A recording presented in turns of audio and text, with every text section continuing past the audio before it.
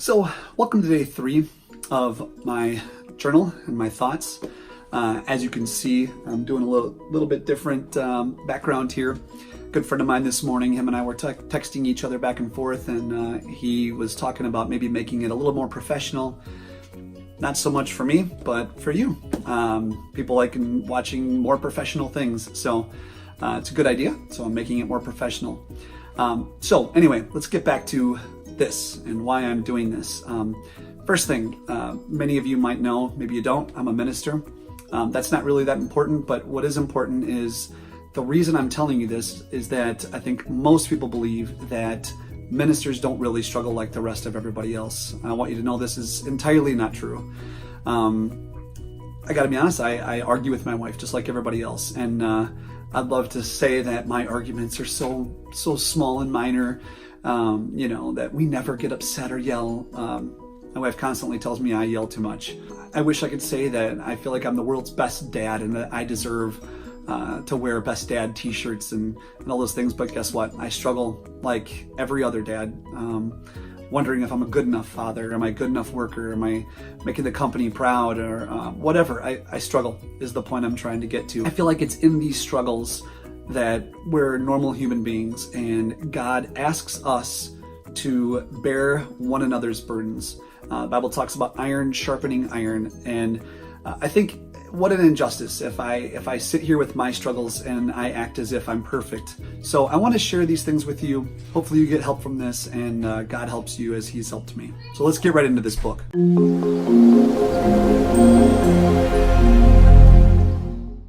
7:41 a.m. Saturday, May 11th, 2019.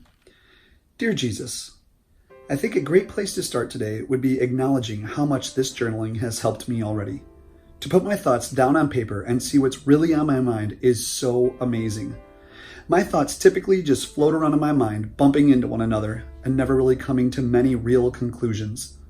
This has brought focus to my thoughts. Amazing thing is though, I'm not too thrilled about what I've found lurking around in my mind and hiding in the shadows.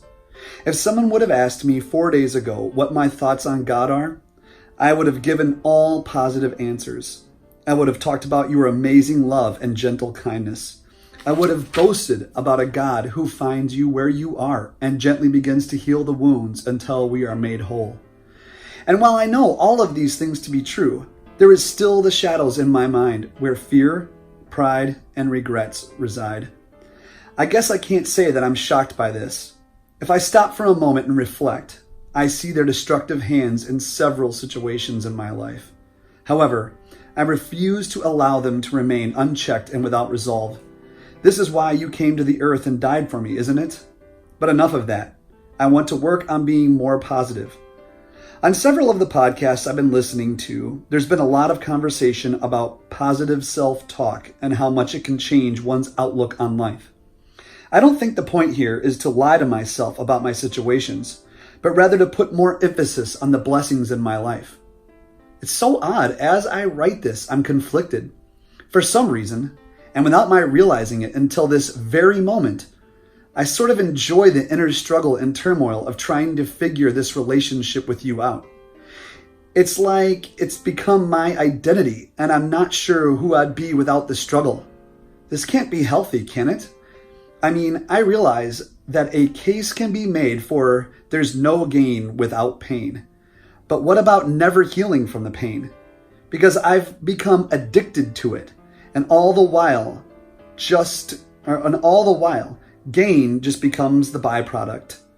It's like I measure growth by pain rather than the results. This sounds destructive to me. Look at me. I just told myself I was going to be positive a few sentences back, and I am already back to being negative. Wow. Okay, Jesus.